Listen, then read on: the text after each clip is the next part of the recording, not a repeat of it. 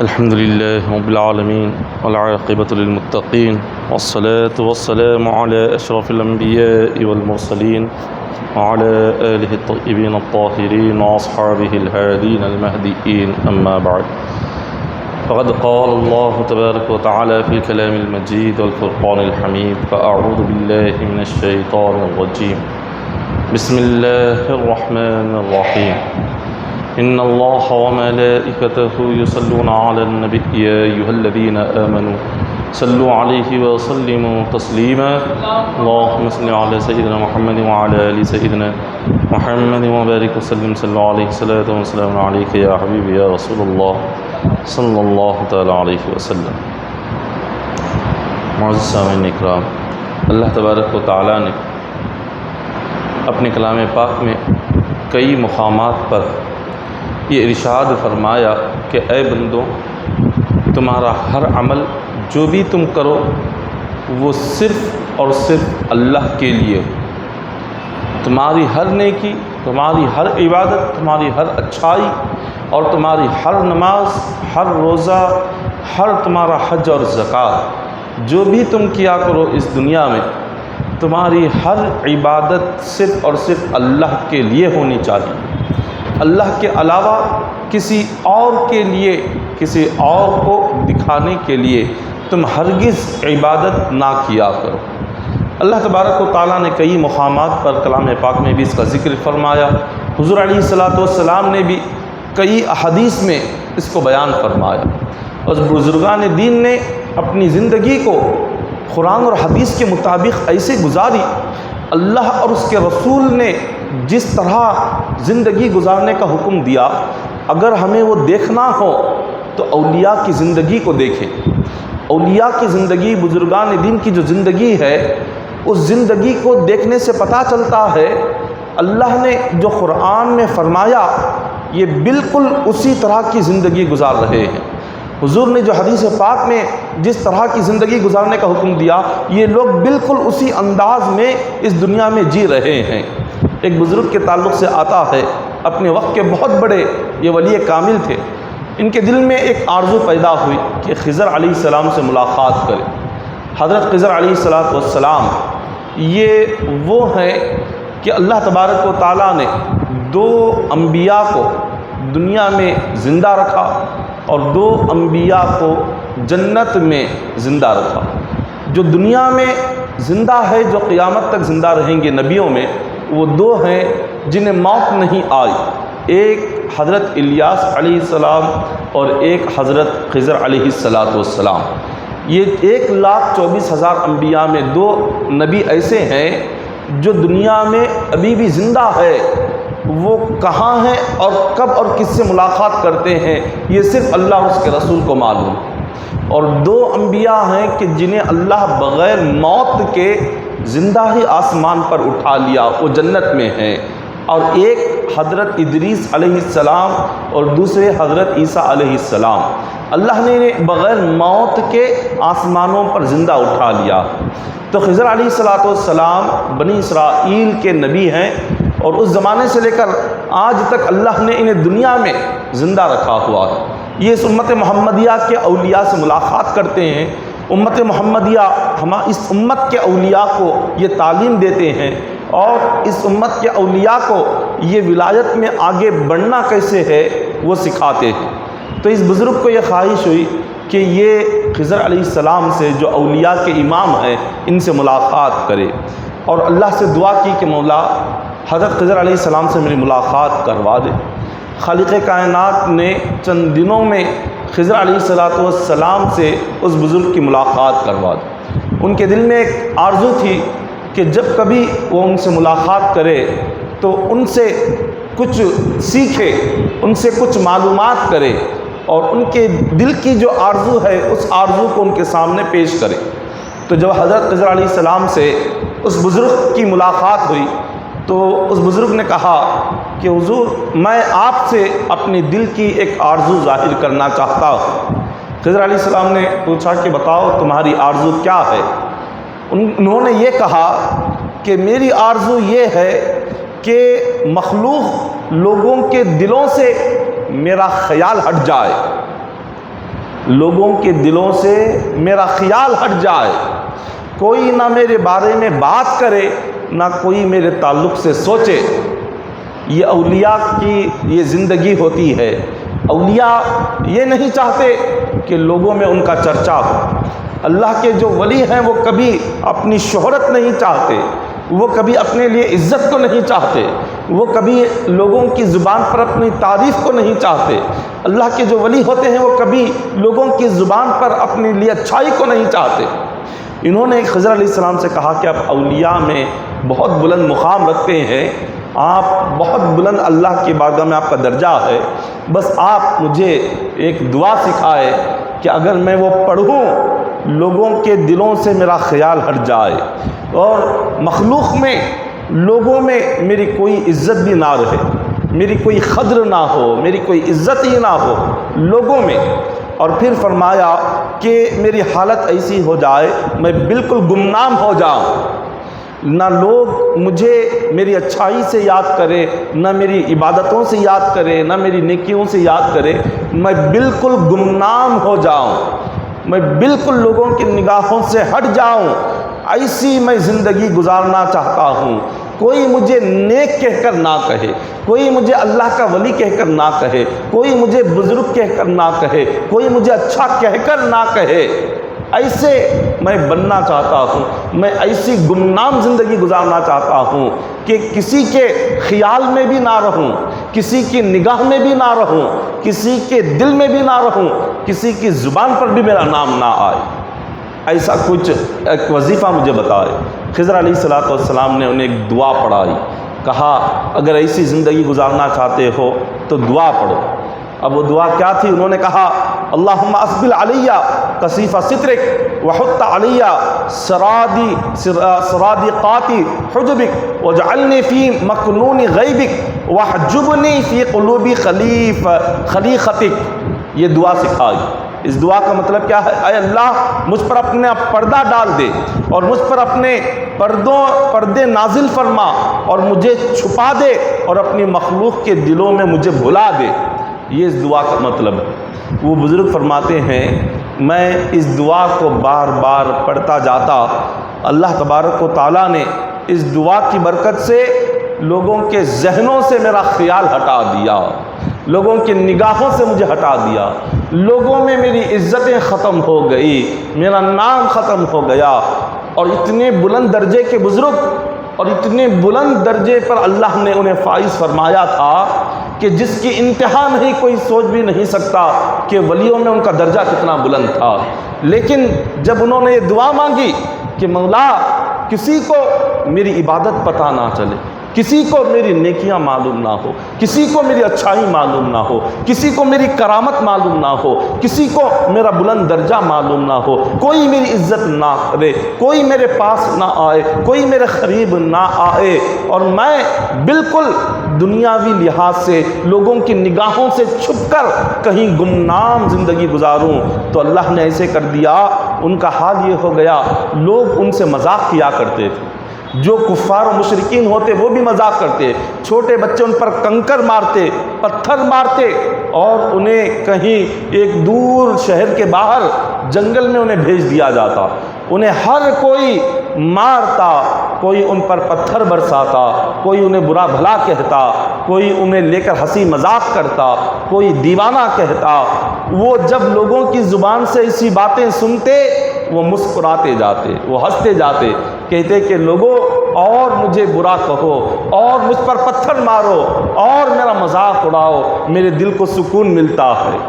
تم جتنا مجھے ذلیل کرو گے میرے اندر کا نفس جتنا ذلیل ہوگا، اور جتنا میں لوگوں کی نظروں میں گر کر زندگی گزاروں گا، اور جتنا کوئی مجھے قدر نہیں کرے گا، جتنا میری عزت نہیں کی جائے گی، میرے دل کو اتنا سکون نصیب ہوگا، اتنی راحت مجھے نصیب ہوگی، مجھے اتنا اچھا محسوس لگے گا۔ یہ اولیاء اللہ کی جو زندگی ہے یہ ہمارے لیے ایک بہترین عبرت ہے، ایک بہترین نمونہ ہے کہ ہم زندگی گزاریں تو ایسے گزاریں کہ صرف اللہ کو معلوم ہے کہ ہم کیا ہیں۔ صرف خدا جانے ہماری اچھائی کیا ہے، صرف خدا جانے ہماری نمازیں کیا ہے، صرف خدا جانے ہم کتنے اچھے اعمال کر رہے ہیں، کسی اور کو اس کی خبر ہونے ہی نہ پائے، نہ کسی کی تعریفوں سے خوش ہو، نہ کسی کی برائی سے غمگین ہو۔ کوئی برا کہے تو دل میں کچھ غم نہ آئے، کوئی اچھا کہے تو انسان خوش نہ ہو جائے، بالکل اپنی زندگی کو ایسے گزارے کہ اللہ خوش ہو تو خود خوش ہو جائے، اللہ راضی ہو تو راضی ہو جائے، اور اللہ تعالیٰ کسی گناہ سے اگر ناراض ہو فوراً اس گناہ کو چھوڑ دے۔ یہ اولیاء اللہ ہے اور یہ ان کی زندگیاں ہے۔ حضرت مالک بن دینار رحمۃ اللہ تعالیٰ علیہ، مالک بن دینار جو اپنے وقت کے ایک بہت بڑے ولی کامل گزرے ہیں، اور آپ کی کرامتیں بے انتہا اور بہت ہی بلند درجے کے ولی ہیں، لیکن جب بصرہ میں رہنے والے تھے، یہ عراق میں ایک علاقے کا نام ہے بصرہ، وہاں کے رہنے والے حضرت مالک بن دینار رحمۃ اللہ تعالیٰ علیہ، اور جب آپ نے سفر حج پر جانے کا ارادہ کیا تو آپ نے یہ اپنے آپ سے عہد کر لیا کہ میں سواری پر سوار ہو کر نہیں جاؤں گا، پیدل سفر حج کروں گا۔ مالک بن دینار رحمۃ اللہ تعالیٰ علیہ نے پیدل اپنا سفر حج جاری رکھا، اور پیدل آپ سفر حج بصرہ سے عراق سے لے کر مکہ مکرمہ آپ نے اس سفر کو طے فرمایا۔ راستے میں کئی سارے لوگ ملتے اور کہتے کہ حضور آپ ہماری سواری پر سوار ہو جائے۔ اپنے وقت کے ولی کامل بھی تھے، صوفی باصفا بھی تھے، عالم دین بھی تھے، ہر کوئی چاہتا کہ اپنی سواری پر مالک بن دینار کو سوار کر کے وہ لے جائے۔ حضرت مالک بن دینار فرماتے کہ لوگوں تم مجھے سواری پر سوار کرنا چاہتے ہو، لیکن ایک میرا سوال ہے، اس سوال کا جواب دو، پھر اس کے بعد میں تمہاری سواری پر سوار ہونے کو تیار ہوں۔ لوگ پوچھتے کہ بتاؤ آپ کا سوال کیا ہے؟ مالک بن دینار فرماتے میرا سوال یہ ہے کہ بندہ اللہ تبارک و تعالیٰ کا غلام ہے، اللہ مالک ہے، مالک کا جب کوئی غلام باغی بن جائے، مالک کا جب کوئی غلام مجرم ہو جائے اور مالک کی نافرمانی کرے اور اسے مالک نے موقع دیا کہ اس کے دربار میں آ کر اس سے معافی مانگے، مالک نے اس کو موقع دیا کہ اس کے دربار میں آ کر اس کے جرم کی معافی کرا لے، تو کیا کوئی مجرم غلام، کیا کوئی نافرمان غلام جب اپنے مالک کے در پر اپنے جرم کی معافی مانگنے کے لیے جاتا ہے، کیا وہ شان کے ساتھ، کیا وہ سواری پر سوار ہو کر فخر سے جاتا ہے یا آنکھیں جھکا کر پیدل چل کر جاتا ہے؟ تو لوگوں نے کہا کہ یہ ایک مجرم غلام کے لیے ضروری ہے جب مالک کی بارگاہ میں جا رہا ہے اس کی آنکھوں میں شرم ہو، اس کی آنکھوں میں آنسو ہو، اور وہ غرور سے سواری پر سوار ہو کر نہیں بلکہ عاجزی کے ساتھ چل کر جائے۔ تو مالک بن دینار فرماتے ہیں میرا یہی حال ہے، میں اپنے مالک کا گناہگار مجرم غلام ہوں، میں اپنے گناہوں کی صفائی کے لیے جا رہا ہوں، میں اپنے جرم کو معاف کرانے کے لیے جا رہا ہوں، تو کیا میں سوار ہو کر شان کے ساتھ، عزت کے ساتھ اپنے مالک کے دربار میں جاؤں؟ یہ کیسے ممکن ہے؟ حضرت مالک بن دینار فرماتے ہیں میں اتنا بڑا گناہگار ہوں، میں اتنا بڑا مجرم ہوں، اپنے گھر سے مکہ مکرمہ تک اگر آگ کے اوپر چل کر جانا پڑے تو بھی میرے لیے کم ہے، آگ پر بھی اگر میں چل کر جاؤں تو میرا گناہ معاف نہیں ہوگا، میں اتنا بڑا گناہگار ہوں، یہ آگ پر چل کر جانا بھی میرے لیے بہت ہی کم ہے، میں تو صرف ایسے پیدل چل کر جا رہا ہوں، تم اس پر تعجب کر رہے؟ یہ اولیاء کی زندگی، یہ اللہ والے جو خود کو سب سے برا سمجھتے تھے، اللہ کی بارگاہ میں ان کا مقام اتنا بلند تھا، یہ اللہ ہی جانتا ہے رب نے انہیں کتنا بلند مقام عطا کیا۔ لیکن اس کے باوجود کبھی اپنے خود کو نیک نہیں سمجھا، کبھی خود کو اچھا نہیں سمجھا، کبھی خود کو بلند درجے والا نہیں سمجھا، کبھی خود کو متقی اللہ کا ولی نہیں سمجھا، ہمیشہ خود کو سب سے برا انسان سمجھتے تھے۔ یہ اللہ کے نیک بندے کی نشانی ہے۔ اللہ کا جو محبوب ہوتا ہے وہ کبھی خود کو بڑا نہ کہتا ہے، نہ سمجھتا ہے، نہ اس کے دل میں خیال آتا ہے۔ وہ خود کو ہمیشہ سب سے چھوٹا سمجھتا ہے اور اپنے سے چھوٹوں کو اپنے سے بڑا جانتا ہے۔ یہ اللہ کے نیک بندوں کی نشانیاں ہے۔ حضرت سیدنا رابعہ بصریہ رضی اللہ تعالی عنہ، یہ بصرہ کی رہنے والی خاتون ہے اور اپنے زمانے کی بہت بڑی ولیہ گزری ہے۔ جب انہوں نے حج کو جانے کا ارادہ فرمایا تو کیسے گئی؟ وہ حج کو بصرہ سے، عراق سے لے کر مکہ مکرمہ تک پیدل چل کر نہیں بلکہ اپنے جسم سے وہ لڑکتے ہوئے حج کو گئی۔ کتنے عرصہ لگا ہوگا، کتنے سال لگے ہوئے ہوں گے۔ ایک خاتون ہے، خاتون ہو کر اللہ کو راضی کرنے کے لیے، اپنے گناہوں کی معافی کے لیے، اپنے گناہوں کی بخشش کے لیے اپنے جسم سے لڑکتے ہوئے یہ حج کو جا رہی ہیں۔ یہ کیا گناہ تھا؟ ان کی عبادتیں ایسی کہ ہر دن یہ نفل نمازیں کئی سو رکعت پڑھا کرتی تھی، کئی سو رکعت، 200 رکعت تو ہر دن نفل نماز پڑھا کرتی تھی۔ یہ ان کی عبادتیں تھیں۔ اللہ نے ایسی کرامتیں عطا فرمائی تھی کہ جس کی انتہا نہیں، مگر پھر بھی خود کو سب سے برا انسان جانتے تھے اور خود کو سب سے حقیر اور معمولی اور کمتر سمجھتے تھے۔ یہ اولیاء اللہ ہے۔ اسی طرح جب کوئی بندہ اپنی کسی ایک نیکی کو ظاہر کر دیتا ہے، دکھاوا کرتا ہے، اور اس کی نیکی جتنی بڑی کیوں نہ ہو، اللہ تبارک و تعالیٰ اس کے منہ پر مار دیتا ہے۔ ایک شخص حج کو اپنے غلام کو ساتھ لے گیا، بہت بڑا رئیس تھا۔ غلام اور آقا دونوں مل کر حج کر کے جب واپس آ رہے تھے تو راستے میں آقا کے پاس نمک ختم ہو گیا۔ اب اس کو کچھ بنانا تھا، پکوان کرنا تھا، اور اتنی رقم بھی نہیں تھی کہ وہ کہیں سے نمک خرید سکے۔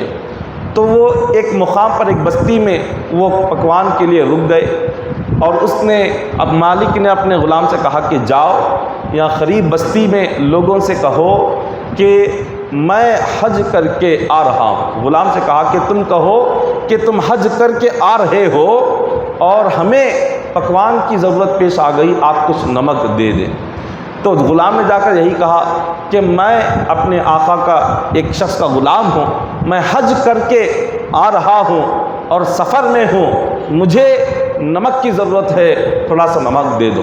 بستی والوں نے جب دیکھا کہ یہ شخص حج کر کے آیا ہے، خود اپنی زبان سے کہہ رہا ہے کہ میں حج کر کے آیا ہوں، اتنا مبارک سفر ہے، چلو ہم اس کی مدد کر دے، لوگوں نے، بستی والوں نے نمک دے دیا۔ غلام نے نمک لا کر اپنے مالک کو دیا اور اس سے پکوان ہوا، کھا لیے۔ ایک دن گزر گیا، جب دوسرے دن پھر سفر کا آغاز ہوا، ایک دوسری بستی پر جا کر وہاں پر رکے، پکوان شروع کی، اور وہاں پر جب نمک کی کمی ہوئی تو آقا نے کہا اے غلام جاؤ اس بستی کے لوگوں سے کہو کہ میرا آقا، میرا مالک حج کر کے آ رہا ہے، اب اس کو کچھ پکوان کے لیے نمک کی ضرورت ہے، آپ لوگ نمک دے دیں۔ تو غلام نے جا کر ایسے ہی کہا، بستی والوں نے دیکھا کہ یہ ایک حاجی ہے، حج کر کے آ رہا ہے، اتنی بڑی عبادت کر کے آ رہا ہے، اتنا نیک ہے، چلو ہم اس کو تھوڑا سا نمک دے دیتے ہیں۔ انہوں نے بھی نمک دے دیا، دوسرے دن کا پکوان ہو گیا، کھا گئے۔ جب تیسرا دن آیا، جب وہ مالک اپنے غلام کو بلا کر کہنے لگا کہ آج تیسرا دن ہے، پکوان کرنا ہے، نمک نہیں ہے، جا کر یہ تیسری بستی سے کہو کہ ہمیں کچھ نمک دے دے، ہم دونوں حج کر کے آ رہے ہیں، حاجی ہے۔ تو غلام نے بڑی پیاری بات کہی، غلام نے کہا کہ اے میرے مالک، تو نے حج خود بھی کیا اور مجھے بھی کرایا، مگر پہلے دن جب نمک مانگنے کے لیے مجھے بھیجا ایسے ہی جا کر اگر نمک میں مانگ لیتا تو بھی شاید اللہ کسی کے دل میں رحم ڈال کر ہمیں نمک دلوا دیتا، مگر تو نے اپنے حج کا واسطہ دلوایا۔ تو نے کہا کہ جا کر کہو کہ تم حج کر کے آ رہے ہو۔ پہلے دن میں نے اپنے حج کا ذکر کیا اور اپنا حج بیچ کر میں نمک لا کر تیرے کھانے میں نے ڈالا۔ دوسرے دن تو نے اپنا حج بیچ کر نمک لے کر تو نے دوسرے دن کھانے میں ڈالا۔ اب 2 دن ہم نے دونوں کا حج بیچا، نمک لے لیا، اب تیسرے دن کس کا حج بیچ کر نمک کھانے میں ڈالو گے؟ اللہ تبارک و تعالیٰ نے اس غلام کو کیسی ہدایت عطا فرمائی، اس غلام کو اللہ نے کتنی پیاری سوچ عطا فرمائی کہ بندہ ایک دنیاوی حقیر اور کمتر چیز کے لیے اپنی عبادت کو بیچ دیتا، ایک حقیر اور کمتر چیز کی خاطر وہ نمک کے لیے اپنا حج بیچ رہا ہے، حج کو دکھا کر، اپنی نیکیاں دکھا کر، اپنے حج کی عبادتیں دکھا کر نمک کو مانگ رہا ہے، تو اپنا حج اس نے برباد کر دیا، دکھاوا کر کے دنیاوی ایک فائدے کے لیے، تھوڑے سے نمک کے لیے اس نے اپنا حج ہی برباد کر دیا۔ تو جب بندہ اپنی عبادتیں وہ دکھانے لگ جاتا ہے کہ میں نے یہ عمرہ کیا، میں یہ حج کیا، میں یہ روزہ رکھتا ہوں، میں مہینے میں اتنے روزے رکھتا ہوں، مہینے میں اتنی مرتبہ میں قرآن پڑھتا ہوں، مہینے میں اتنے ذکر کرتا ہوں، اتنی نمازیں پڑھتا ہوں، میں اتنا خیرات کرتا ہوں، صدقہ، یہ ساری چیزیں جب اچھائیاں وہ گنانا شروع کر دیتا ہے، وہ جب بولنا شروع کر دیتا ہے، اللہ تبارک و تعالیٰ اس کی ساری نیکیوں کا ثواب برباد کر دیتا ہے، ساری نیکیاں ختم کر دیتا ہے، نامہ اعمال میں کچھ باقی نہیں رہتا۔ حضرت امام سفیان ثوری رحمۃ اللہ تعالی علیہ ایک شخص کے پاس دعوت کے لیے تشریف لے گئے، مالک مکان کے پاس بیٹھے ہوئے تھے۔ اس مالک مکان نے اپنے خادم سے کہا کہ فوراً دسترخوان لگاؤ اور دسترخوان پر وہ برتن رکھنا جو میں نے دوسری مرتبہ حج کے موقع پر لے کر آیا، دوسری مرتبہ حج کے موقع پر جو برتن میں لے کر آیا ان برتنوں کو دسترخوان پر رکھ دینا۔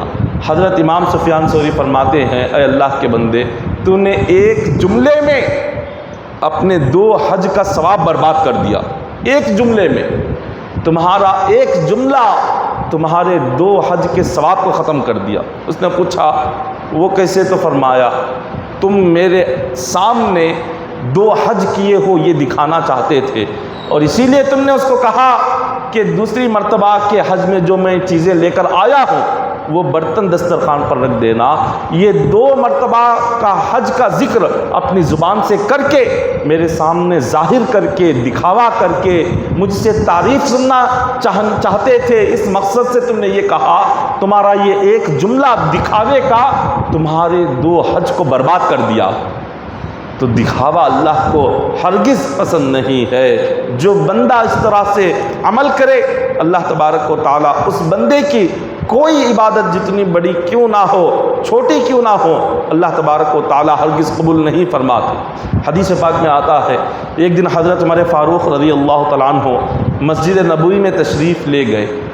حضرت معاذ بن جبل رضی اللہ تعالیٰ عنہ کو آقا علیہ الصلوۃ والسلام کے روضہ انور کے قریب روتا ہوا دیکھا۔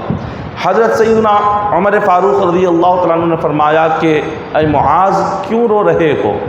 حضرت معاذ فرماتے ہیں اے عمر، میں نے حضور علیہ الصلوۃ والسلام سے ایک حدیث پاک سنی تھی، حضور نے اس حدیث میں 3 باتیں ارشاد فرمائی، آج وہ 3 باتیں مجھے رلا رہی ہے۔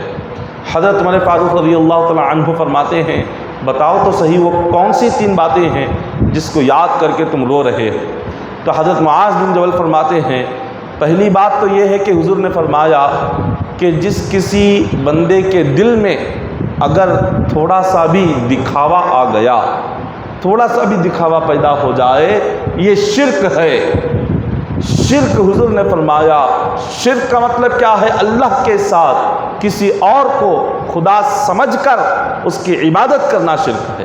اور جب بندہ کوئی نیک عمل کرتا ہے، اچھا عمل کرتا ہے، اور اس اچھے عمل میں وہ نیک عمل، وہ اچھا عمل، وہ عبادت صرف اللہ کے لیے ہونی چاہیے، اور اس نیک عمل میں، اس اچھے عمل میں جب بندے کو دنیا والوں کا خیال آ جائے گا، جب دنیا والوں کی تعریف سننے کا خیال آئے گا، جب دنیا والوں کی شہرت کا خیال آ جائے گا، تو اس نے شرک کر دیا، اپنی عبادت میں جو اللہ کے لیے ہونی چاہیے تھی اس کو مخلوق میں شامل کر دیا، مخلوق کو اس عبادت میں شامل کر دیا، مخلوق کی شہرت کو اس عبادت میں شامل کر دیا، لوگوں کی اچھائی سننے کو اس میں شامل کر دیا۔ تو جس بندے کے عمل میں، جس بندے کی نیکی میں تھوڑا سا بھی دکھاوا پیدا ہو گیا تو حضور نے فرمایا یہ شرک ہے، شرک بہت بڑا گناہ ہے۔ اللہ نے فرمایا ہر گناہ معاف کروں گا لیکن شرک معاف نہیں کروں گا۔ تو حضرت معاذ رو رہے ہیں، وہ فرماتے ہیں یہ ہم نے کئی عمل ایسے کیے، ہمیں ڈر ہے کہ کہیں قیامت کے دن اللہ یہ نہ فرما دے کہ بندے تیرے اس عمل میں دکھاوا تھا، تو نے یہ شرک کر دیا، کہیں اللہ قیامت کے دن یہ کہہ دیا تو پھر ہمارا کیا حال ہوگا۔ یہ صحابہ فرما رہے ہیں، یہ وہ صحابہ جو حضور کے ساتھ رہتے تھے، یہ وہ صحابہ جنہوں نے اپنی آنکھوں سے قرآن اترتا ہوا دیکھا، جنہوں نے اپنی آنکھوں سے حضور کا چہرہ مبارک دیکھا، جنہوں نے حضور کے ساتھ کئی جنگوں میں شامل ہوئے، جنہوں نے حضور کے پیچھے نمازیں ادا کی، یہ وہ صحابہ ہے اپنے عمل کو یاد کر کے رو رہے ہیں، تو ہم جیسے گناہ گاروں کا کیا حال ہوگا۔ پھر اس کے بعد حضرت معاذ بن جبل فرماتے ہیں حضور کی دوسری بات مجھے یہ یاد آ رہی ہے کہ حضور نے فرمایا کہ حدیث قدسی خدا فرماتا ہے من عاد لی ولیا فقد آذنتہ بالحرب، حضور نے فرمایا کہ جو کوئی میرے اولیاء سے دشمنی کرے میں ان سے جنگ کا اعلان کرتا ہوں، جو میرے دوستوں سے دشمنی کرے، جو میرے محبوب بندوں سے دشمنی کرے، اللہ نے فرمایا میں ان سے جنگ کا اعلان کرتا ہوں، وہ مجھ سے لڑنے کے لیے تیار ہو جائے۔ اللہ کے محبوب بندوں سے دشمنی کرنا یا اللہ سے دشمنی کرنے کے برابر ہے، اللہ کے محبوب بندوں سے لڑنا یا اللہ سے لڑنے کے برابر ہے۔ اللہ نے اعلان جنگ فرما دیا، یہ دوسری بات تھی۔ اور تیسری بات فرمایا، حضرت معاذ بن جبل فرماتے ہیں حضور علیہ الصلوۃ والسلام نے ارشاد فرمایا کہ اللہ کے کچھ ایسے بندے ہیں وہ نیک ہیں، خدا کے محبوب ہیں، خدا کے عاشق ہیں، لیکن وہ چھپے ہوئے ہیں۔ دنیا میں ایسے اللہ کے نیک بندے ہیں، ایسے عاشق، ایسے ولی ہیں، وہ ایسے چھپے ہوئے ہیں کہ فرماتے ہیں کہ کوئی انہیں پاس کھڑا ہونے نہیں دیتا، کوئی انہیں اپنے دروازے کے باہر کھڑا ہونے نہیں دے گا، کوئی انہیں اپنے ساتھ کھڑا ہونے نہیں دے گا۔ وہ ایسے گمنام رہتے ہیں، وہ ایسے سادہ رہتے ہیں، وہ ایسے اپنے جسم پر ان کے لباس پھٹے پرانے ہوتے ہیں، جوتے پھٹے پرانے ہوتے ہیں، اور ان کے سر کے بال بکھرے ہوئے ہوتے ہیں، ان کے بالوں میں دھول اور مٹی پڑی ہوئی ہوتی ہے۔ حضور فرماتے ہیں اگر کوئی انہیں دیکھے اپنے دروازے کے باہر کھڑا ہونے نہ دے، اگر کوئی انہیں دیکھے تو دوبارہ انہیں نظر اٹھا کر دیکھنا پسند نہ کرے۔ اور پھر آگے فرماتے ہیں اگر کوئی وہ گم ہو جائے کوئی انہیں ڈھونڈنے کو تیار نہیں ہوگا، اگر وہ انتقال کر جائے ان کے پاس کوئی رونے والا نہیں ہوگا، اگر وہ کسی محفل میں چلے جائے کوئی انہیں نظر اٹھا کر نہیں دیکھے گا۔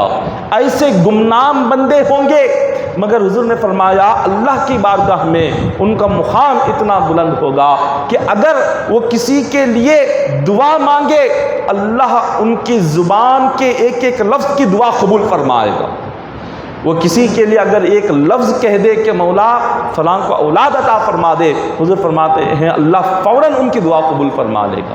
ایسے ایسے بندے ہوں گے کہ حضور فرماتے ہیں بال بکھرے ہوئے اور ان کے لباس پھٹے ہوئے، بغیر جوتے کے، سر پر دھول اور مٹی پڑی ہوئی ہوگی، گمنام ہوں گے، کوئی انہیں دیکھنے کو تیار نہیں ہوگا، کوئی انہیں اپنے محفل میں لا کر بٹھانے کو تیار نہیں ہوگا، کوئی انہیں اپنے گھر میں بلانے کو تیار نہیں ہوگا، کوئی اپنی خوشی میں انہیں شامل کرنے کو تیار نہیں ہوگا، اگر وہ کہیں بیمار ہو کر پڑ جائے کوئی انہیں دیکھنے کے لیے نہیں جائے گا، اگر وہ انتقال ہو جائے کوئی ان کے پاس رونے کو نہیں جائے گا، لوگوں کی نگاہوں میں ان کی کوئی قدر نہیں ہوگی، لیکن اللہ کے پاس ان کی ایسی قدر ہوگی کہ اگر وہ اللہ کے پاس کسی بندے کے لیے دعا مانگے اللہ ان کی دعا ضرور قبول فرماتا ہے۔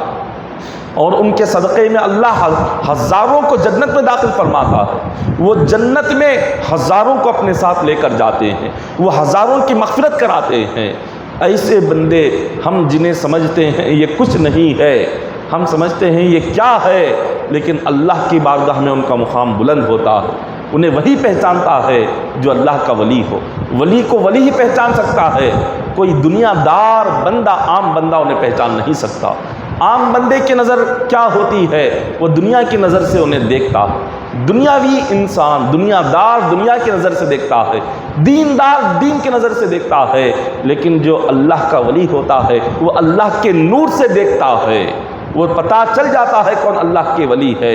اسی طرح خواجہ حسن بصری رضی اللہ تعالیٰ عنہ فرماتے ہیں کہ ایک بہت بڑے اللہ کے ولی تھے، بہت بڑے بزرگ، انہوں نے کبھی اپنی ولایت کو ظاہر نہیں کیا، کبھی کسی کو محسوس ہونے نہیں دیا کہ وہ اللہ کے ولی ہیں، کبھی کسی کو پتہ چلنے نہیں دیا کہ وہ کتنے بڑے نیک اور متقی پرہیزگار ہیں، اتنا اپنے آپ کو چھپا کر رکھا، اتنا اپنے آپ کو دنیا کی نظروں سے دور رکھا۔ انہیں اتنی بھوک لگی کہ وہ ایک بستی میں چلے گئے، جا کر لوگوں سے روٹی مانگ، لوگوں نے انہیں نہیں دی، لوگوں نے سمجھا یہ کوئی فقیر ہے، کوئی بھکاری ہے، معمولی سا انسان، ہم اس کو کیوں دیں، لوگوں نے انہیں دھتکار کر بھیج دیا۔ لیکن اللہ کی بارگاہ میں بہت اونچے درجے کے ولی تھے، بہت بڑے بزرگ تھے، جب وہ لوگوں سے روٹی مانگتے گئے، کسی نے ایک روٹی کا ٹکڑا نہیں دیا، اسی بھوک کے عالم میں وہ انتقال کر گئے، ان کا انتقال ہو گیا، اور وہ مسجد کے باہر ہی ان کی روح قبض ہو گئی۔ جب صبح میں لوگ نماز کے لیے آئے، دیکھا کہ ایک شخص یہاں مرا پڑا ہوا ہے، تو سب نے آپس میں یہ مشورہ کیا کہ چلو ہم ایک دوسرے سے مل کر کچھ ایک دوسرے سے تعاون کر کے ہم ان کی کفن دفن کا انتظام کریں۔ لوگوں نے سب نے مل کر کچھ تعاون کیا اور پھر کچھ رقم لے کر ان کے لیے کفن خریدا، کفن پہنا دیا گیا، نماز جنازہ پڑھ کر دفن کر دیا گیا۔ جب نماز جنازہ پڑھ کے لوگ مسجد آئے تو جو کفن ان کے جسم پر لگایا ہوا تھا، لوگوں نے دیکھا کہ وہی کفن مسجد کے محراب اور منبر پر رکھا گیا۔ انہوں نے آ کر دیکھا کہ یہ عجیب اتفاق ہے، ہم نے جس میت کو یہ کفن خرید کر پہنایا وہی کفن دوبارہ مسجد کے منبر اور محراب پر کیسے آ گیا؟ تو انہوں نے جب اس کفن کو غور سے دیکھا تو اس پر لکھا ہوا تھا، اس پر کیا لکھا ہوا تھا؟ خدا کی بارگاہ سے یہ تحریر لکھی ہوئی تھی کہ ہمیں، اے بندے، اے لوگوں، یہ میرا ولی تھا، اس نے تم سے آ کر روٹی مانگا اور تم اتنے بدترین تھے کہ میرے ولی کو تم نے ایک روٹی کا ٹکڑا نہیں دیا۔ میرا ولی، یہ میرا دوست، یہ بھوکا مر گیا میرے گھر کی دہلیز پر، اور اس کے مرنے کے بعد تم اس کے لیے کفن خرید کر اس کو پہناتے ہو۔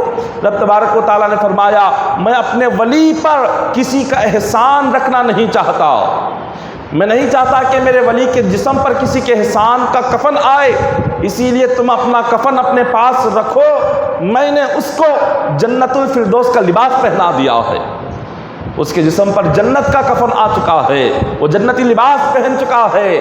میں اپنے ولی پر کسی مخلوق کا احسان نہیں رکھتا، تمہاری رقم سے یہ خریدا ہوا کفن تمہیں مبارک ہو۔ جب میرا ولی ایک روٹی کے لقمے کے لیے تمہارے دروازے پر آیا، تم نے اس کو بھوکا واپس کر دیا اور اسی بھوک میں اس کا انتقال ہو گیا، تم بدترین قوم ہو۔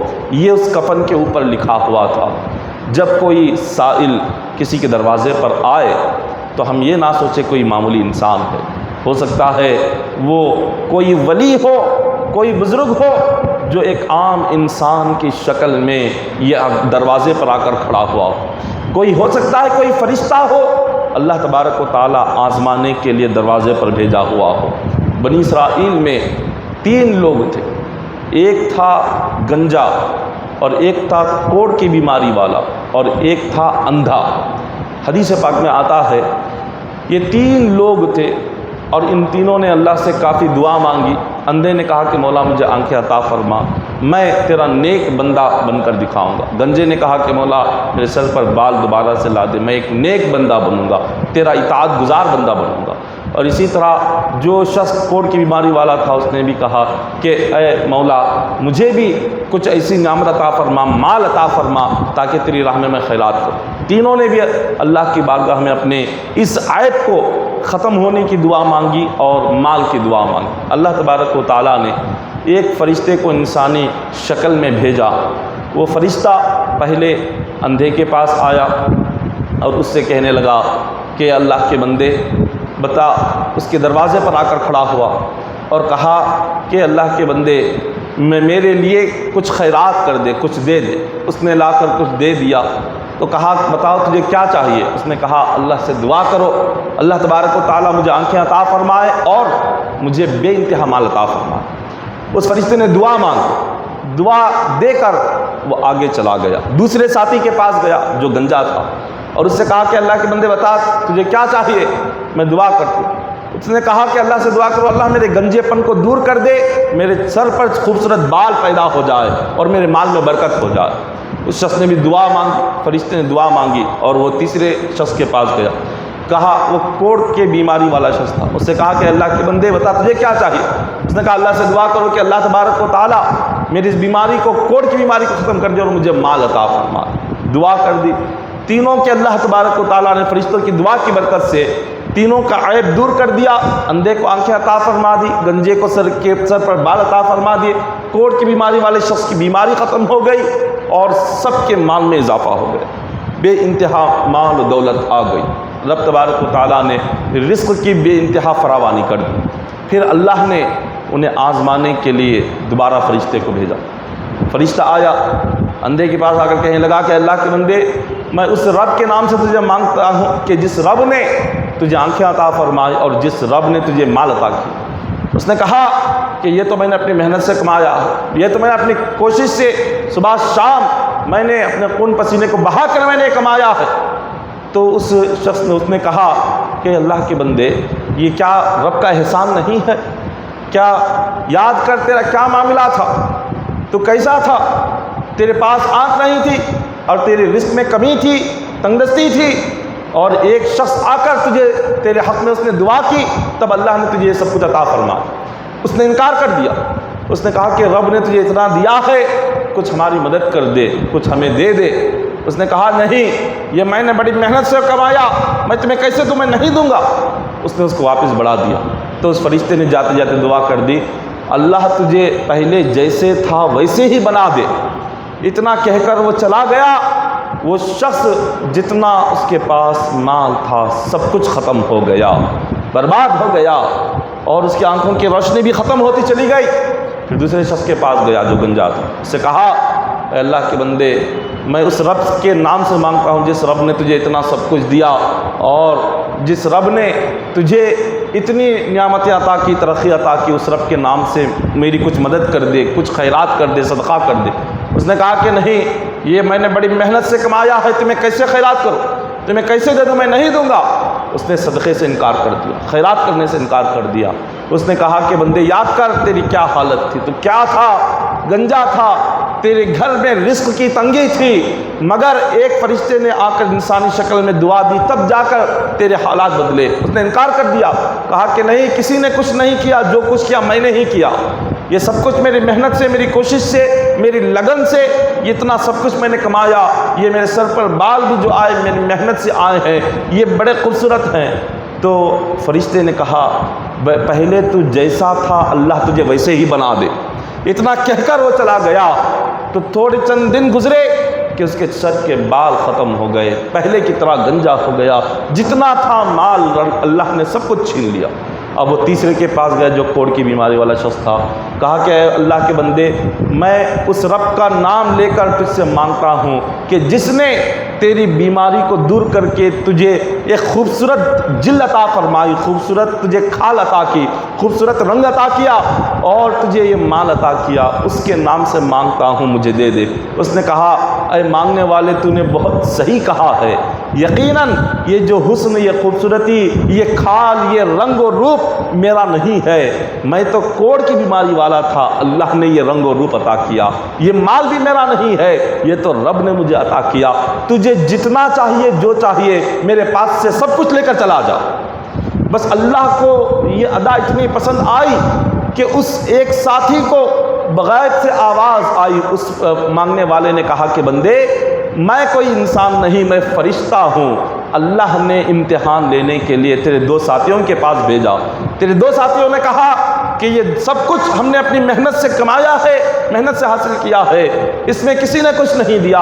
انہوں نے اللہ کی نعمتوں کو بھلا دیا۔ اللہ تعالیٰ نے جب دیکھا یہ دونوں اللہ کی ناشکری کر رہے ہیں، اس کی نعمتوں کو بھول گئے ہیں، تو رب نے جو کچھ دیا تیرے دو ساتھیوں کے پاس سے چھین لیا۔ وہ برباد ہو چکے، وہ کنگال ہو چکے، مگر اللہ نے تیرا بھی امتحان لیا، مگر تو نے اللہ کے احسان کو یاد رکھا، اس کی نعمت کو یاد رکھا، اور تو نے کہہ دیا یقیناً جو کچھ ہے میرے رب نے مجھے اس طرح بنایا ہے، جو چاہے تو لے کر چلا جا، مجھے کچھ نہیں چاہیے، یہ صرف تیرا امتحان تھا، تو کامیاب ہو گیا، آج سے اللہ تجھے اور نعمتیں عطا فرمائے گا۔ اتنا کہہ کر نکل گیا۔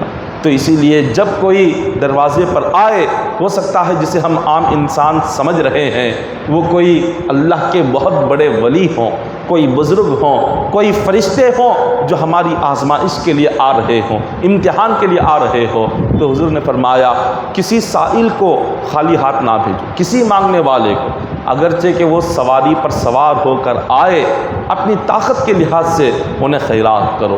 اگرچہ کہ تمہارے پاس ایک کھجور ہو، حضور نے فرمایا کھجور تو دو، اگر ایک کھجور نہیں تو آدھا کھجور تو انہیں دو، لیکن خالی ہاتھ نہ لوٹاؤ۔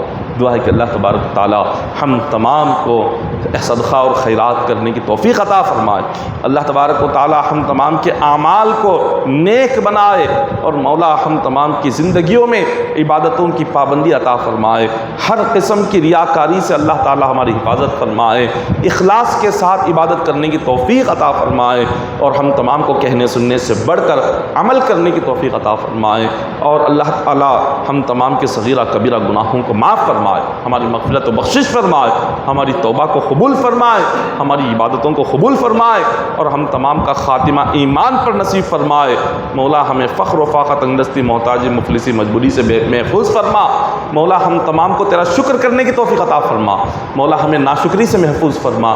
مولا ہم جو بھی دعا مانگے ہماری جائز دعاؤں کو قبول فرما، ہماری جائز حاجتوں کو پورا فرما۔ مولا ہمارے رزق میں خیر و برکت عطا فرما، ہماری روزی میں ترقی عطا فرما۔ مولا حاسدین کے حسد سے محفوظ فرما، مولا شریروں کی شرارت سے محفوظ فرما، دنیا کی نظر بد سے ہماری حفاظت فرما، دنیا کے فتنوں سے ہماری حفاظت فرما۔ ان اللہ ملائکتہ یصلون علی النبی ایھا الذین آمنوا صلوا علیہ وسلموا تسلیما، اللهم صل علی سیدنا محمد وعلی آل سیدنا محمد وبارک وسلم، صلوا علیہ الصلاۃ والسلام علیک یا حبیبی یا رسول اللہ صلی اللہ علیہ وسلم۔ حسبنا اللہ حسبنا اللہ حسبنا ونعم الوکیل، نعم المولا نعم النصیر۔ سبحان ربک رب العزۃ عما یصفون وسلام علی المرسلین والحمد للہ رب العالمین۔